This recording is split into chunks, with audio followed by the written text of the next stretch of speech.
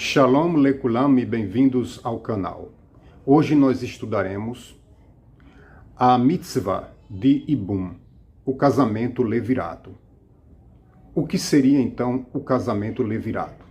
O casamento levirato era uma mitzvah em que, quando um irmão morria sem deixar descendentes, seu irmão deveria casar-se com a viúva, a Yevamá, para trazer descendência, edificar a casa do seu irmão falecido. E ele poderia recusar. Se houvesse uma recusa, esse procedimento, essa cerimônia, era chamada de Chalitza, onde comparecia o Yavam, ou seja, o irmão do falecido, e a viúva, diante de um Beit Din.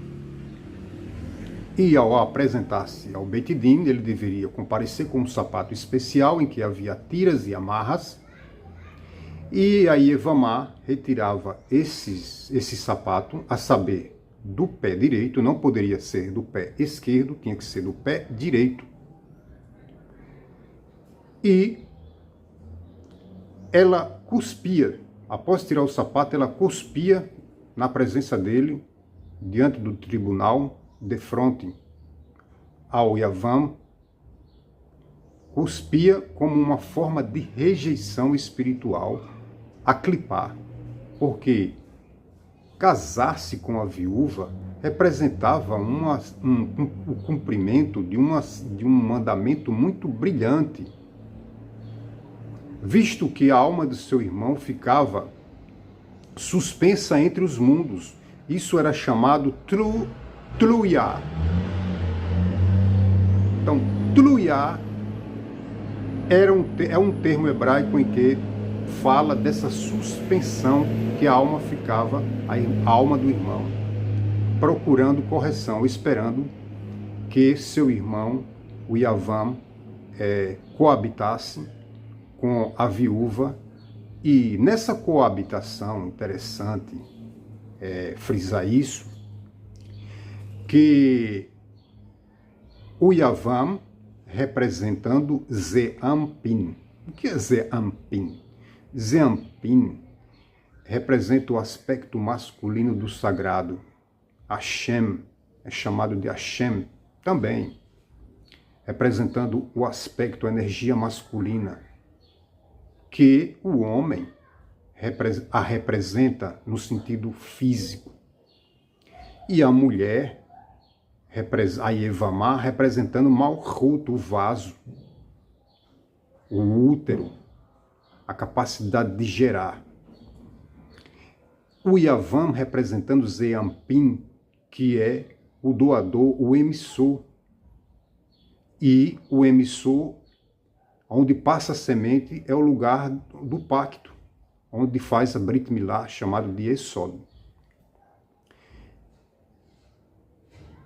Então, o Yavam e a Yevamá, se entrassem em zivug, uma relação marital através da coabitação, que era assim que ela era adquirida, como fala o Tratado de Kiddushin, porque são 3 as formas de aquisição de uma mulher: por dinheiro, coabitação e documento, que é chamado de get, no plural gitim. Mais especificamente falando da coabitação em relação a Yavam e Yevamá, entre o irmão do falecido e a viúva, se eles chegam a uma coabitação, essa coabitação, esse zivug, essa relação marital ocorre em 2 níveis ou aspectos. No aspecto físico, onde o Yavam, né, e a Yevamá vão coabitar através do zivug, da união marital, e ali a Yevamá vai ser um vaso para receber a semente, e o Yavam vai ser um emissor da semente. Isso ocorre no mundo espiritual de forma semelhante. Por exemplo, Zeampin, que é um domínio, um Olam, também pode ser chamado Olam, e Yetzirah, são 6 níveis. A gente sempre fala aqui no canal, mas vamos continuar repetindo isso. Zeampin representa a face pequena, chamada face pequena, que é o lugar onde as energias masculinas que são exemplificadas e tipificadas por patriarcas, a saber, os 6 patriarcas, Hesed representando a mão direita, que representa Avraham, Yitzhak, a mão esquerda, que representa a Gevurah, o peito representando Yaakov, que é a Tiferet, a beleza, o pé direito, que é a parte mais extrema de Zeampin, já que Zeampin é da cabeça para baixo, que é chamado corpo, Guf. Então, Zeampin é da cabeça para baixo, chamado Guf. Então, a perna direita, que é a extremidade, o lugar mais extremo do corpo, que representa a perna direita, Netzach, que tem Moshe Rabbeinu como o pastor que personifica esse nível. Também tem a perna esquerda, que representa Haron, o Kohen Agadol, e o lugar do pacto, onde faz a circuncisão, representando Yosef Hatzadik. Então, a cerimônia da Halitza consistia na retirada do sapato do pé direito. A halakha é bem enfática que não podia ser do pé esquerdo. Então, o pé direito representando Zeampin, já que é a parte mais extrema, a extremidade inferior de Zeampin. Então, ao descalçar o sapato, significa tirar o nível de Malchut, ou seja, dissociar a Yevamá do Yavam, o Yavam representado no pé. Então, quando o pé ficava desnudo, significava trazer informação de que ele não aceitaria a Malchut, a Yevamá, como sua esposa, sua mulher. Então, ao tirar o sapato representa a Malchut, o útero cósmico, também representando o aparelho reprodutor feminino, o lugar de conexão entre o Yesod, o pacto, e a Malchut, onde vai gerar uma vida, onde é o lugar de conexão, na Yevamá e no Yavam. Isso acontece no nível físico, mas acontece também no mundo superior, no mundo espiritual, porque quando a semente é lançada através do Yavam, na Malchut, através da união marital no Zivug, e esses 300 milhões de espermatozoides entra na Malchut em direção ao útero e fecunda o óvulo, o Yavam e a Yevamá eram um carro, uma carruagem para o Ibur, ou seja, o que seria o Ibur? Uma gravidez espiritual.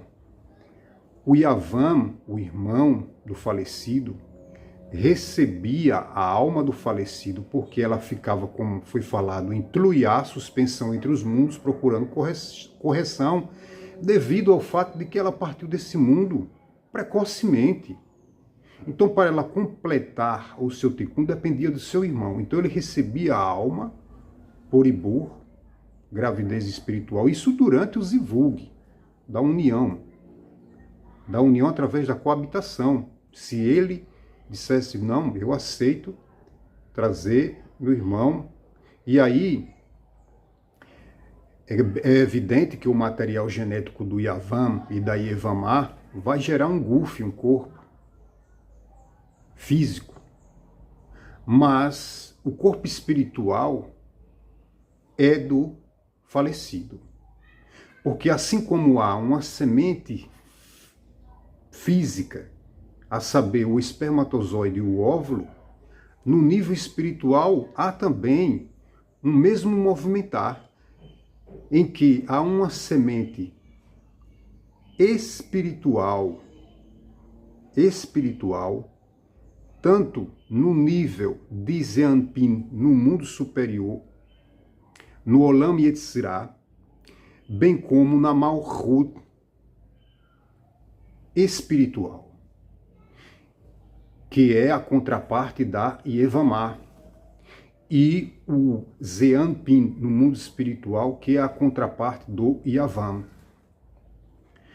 Então, essa parte espiritual do Yavam é chamado Ibur, que faz uma gravidez, gera um processo de gravidez espiritual no Yavam, no irmão, e essa semente espiritual se junta com a semente física do irmão. E aquela semente, o óvulo espiritual da Malchut espiritual, se junta com o óvulo da Malchut física da Yevamah. Então, junta na fecundação, existe, na verdade, pelo menos 4 sementes. Uma semente espiritual, o óvulo da Malchut espiritual, o óvulo físico da Yevamah, a saber, a Malchut física, e o sêmen espiritual ativo, porque ele ativa esse material físico do Yavam. Ele ativa. Então, vai ter um fluxo de 300 milhões de espermatozoides, mas quem vai passar primeiro, quem vai chegar primeiro nesse óvulo é aquele que será direcionado, que se tornará um carro, que ativará, será um carro, ou seja, vai cavalgar. No processo de Zivug, no movimento de cavalgar, o falecido se torna um carro para esse processo de coabitação. Então, é um movimento entre o Yavam e a Yevamah, mas também há um movimento de Zivug no mundo espiritual, onde a alma do Yavam vai chegar na Malchut espiritual para ser gerado, isso no espiritual e no físico, através da união entre Yavam e Yevamah. Quando a mulher fazia uma halitza, participava de uma halitza diante do Beit Din do tribunal, e ela cuspia, ela estava mostrando sua rejeição para com o Yavam, a sua rejeição espiritual, seu repúdio, por ele não ter participado de uma mitzvah tão importante, brilhante como essa. Então, o falecido é como uma Merkavá para o Zivug. O que é uma Merkavá? Um carro. O falecido é como um carro para o Zivug. Nesse Zivug, nessa cópula, entre o Yavam e a Yevamah, uma cópula de um homem e uma mulher, algo realmente físico, por trás desse processo físico, há um processo espiritual. Entre o Zeanpin espiritual, Hashem, e sua Shekhinah, a saber, a Malchut espiritual. De modo que, assim como a parte o lugar do fluxo, que é o Yesod, que é o lugar mais próximo da Malchut, na árvore da vida, é ali onde sai o fluxo. E esse fluxo começa em Atzilut. Atzilut é o lugar do fluxo. Então, essa alma vem do nível de Atzilut, procurando correção, já que ela fica entre mundos, isso é chamado de Troiá, ela vem do fluxo de Atzilut que vai se manifestar no nível emissor, que é o nível de Esod, que é o lugar do pacto, da circuncisão da Brit Milá. Isso ocorre no mundo espiritual, sim, porque nós entendemos a árvore da vida, que ela tem 6 níveis chamados de Zeampim, e tem o vaso que é embaixo, que é Malchut. Então a alma passa por essa descida procurando correção, e quando há uma movimentação embaixo do Yavam e da Yevamá, atrai, por assim dizer, esse Ibur, essa gravidez espiritual que se manifesta no corpo do Yavam, do irmão, e esse falecido se torna um carro para aquela siá de Kedushá, que é o cumprimento dessa mitzvah do Yavam. Nesse processo do falecido ser um carro para essa união marital, a união marital também torna-se um carro. Responde, porque é uma resposta. É uma resposta direta. É uma razão direta. Assim como o Yavam se torna um carro para essa relação marital, essa relação marital também é um carro para essa movimentação entre o Zeampim espiritual e a Malchut espiritual. Então, o físico, ele tem uma repercussão espiritual e vice-versa. Existe a questão de causa e efeito. O efeito contido na causa. E não, assim como não existe causa sem efeito e vice-versa. O sêmen físico como um recipiente para a alma. O sêmen do Yavam, do irmão, representando um recipiente para uma outra semente.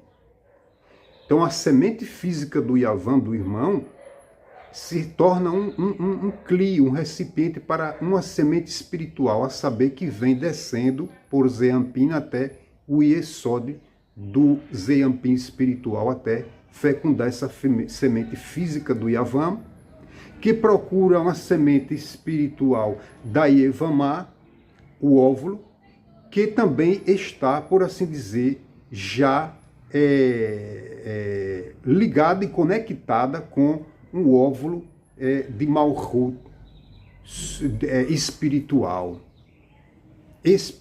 Então, há aí isso é chamado um partizufim, uma configuração profunda e poderosa. Então, quando ela gerar do Yavam, ela vai constituir ambos, o casal, como a Torá diz, e sereis uma carne, né? A Torá diz que crescei e multiplicai-vos e se tornem uma carne. Quando é que o homem e uma mulher se tornam uma carne? Quando nasce o filho, porque o filho é carne do pai e carne da mãe. Os sábios dizem a parte preta do corpo, o cabelo, os olhos, vem da mãe. A parte branca, os dentes, as unhas, a parte branca do olho, o sêmen, vem do pai. Então, eles constroem uma pessoa. Então, o corpo, o guf, é composição biológica, isso vem da Yevamá e do Yavam. Já o espiritual é gerado do falecido. Isso pode ser parcial ou total, a alma total do falecido. E isso é algo muito sagrado, e quando eles rejeitavam e faziam essa cerimônia chamada Chalitzá, o sapato representando o Malchut, e o pé direito representando Zeampim, sim, porque a parte mais extrema, é a extremidade. A terra representando a Asiá, o exílio da Shekhinah. Por isso que Allah diz que se uma pessoa não tiver um sapato, é que ela destrua as paredes da casa toda que ela tem e venda e compra um sapato. Porque a representação do sapato é poderosa. Estar calçado com um sapato quer dizer que está conectado em união com Malhut. Isso no nível físico, né? Um sapato representando no nível superior, porque a ação no mundo físico ela tem uma repercussão sempre no mundo espiritual. Assim o era no caso da coabitação entre o Yavam e a Yevamá. Então, Allah diz que destrua todas as paredes da casa, mas tem que ter um sapato. Grande importância do sapato representando a energia espiritual feminina. E quando a gente acorda, a gente calça o sapato primeiro, dando ênfase ao pé direito.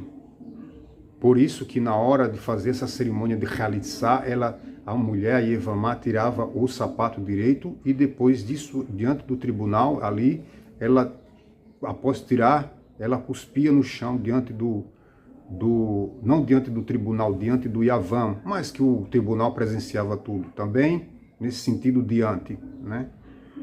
Falando assim para não ser desrespeitoso de alguém achar que ela cuspia, Deus nos livre, diante do tribunal, próximo ao tribunal, dizendo que o tribunal estava presenciando. Então, diante nesse aspecto, nesse sentido. Então, ela cuspia, mostrando a sua aversão, seu repúdio espiritual, que era um ato físico também. Mas, então aí aquela alma do seu irmão estava libertada de vir por esses meios. Não querendo dizer que ela não precisasse vir de novo num Gilgul, numa rotação ou reencarnação, como você queira chamar, mas que isso seria feito através de outras pessoas e não por seu irmão, que era a obrigação dele fazer isso. De tal sorte, no Shabat, os sábios tinham sua união, seu zivug marital, uma vez por semana no Shabat à meia-noite. E é sabido que no Shabat nós recebemos almas adicionais. Isso quer dizer que todo aquele que vai observar o Shabat, ele recebe um ibur. Ou seja, tem mais alguém dentro de você além de você. Ou seja, você recebe um nível, pode ser um Ruach, pode ser uma Neshama, pode ser, enfim, um Nefesh, de alguém que precisa cumprir uma determinada mitzvah no Shabat, seja na Havdalah, seja uma refeição, para poder se corrigir, subir mais um pouco no mundo espiritual. E no Shabat, quando você com muita alegria cumpre as mitzvot do Shabat, essas luzes da alma de alguém falecido que precisa acender um pouco mais, vê em você um recipiente adequado, então ele faz uma gravidez espiritual e através da sua mitzvah ela consegue se elevar. De tal sorte era com o Yevamá e o Yavam.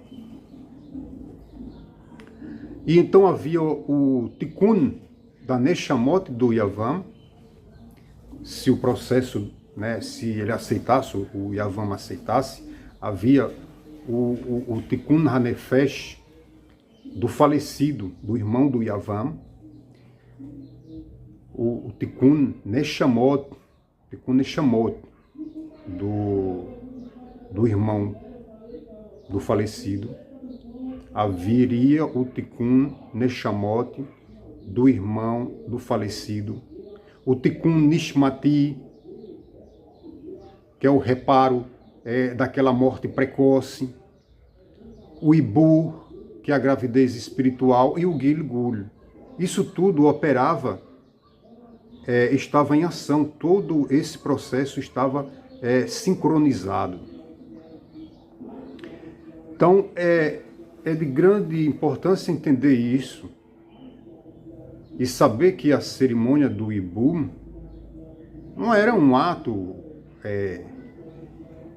simplesmente um ato cultural ou simbólico, mas é algo extremamente profundo e espiritual. algo muito sagrado. Então eu trago aqui essas colocações para que nós possamos ter um entendimento mais profundo sobre essa mitzvah. E segundo o Arizal e segundo os mestres da Kabbalah, essa alma ficava esperando, aguardando o seu irmão, a ação, a asiá. Então a ação, o nível da ação com kavaná, a ação é importante, mas ação com kavaná, ação com intenção, ação carregada de conteúdo. Porque então uma pessoa é chamada de Kodesh HaKodashim quando ela tem intenção nos seus atos, ela intenciona os seus atos para o Criador. Todos os seus atos são intencionados, um mero calçar de sapatos.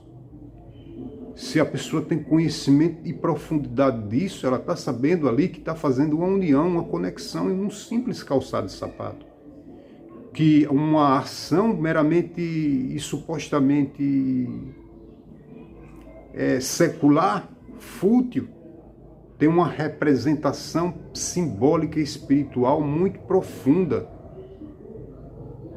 E com essa conexão e com essa kavaná, com esse conteúdo, a gente consegue fazer um concerto, um tikkun.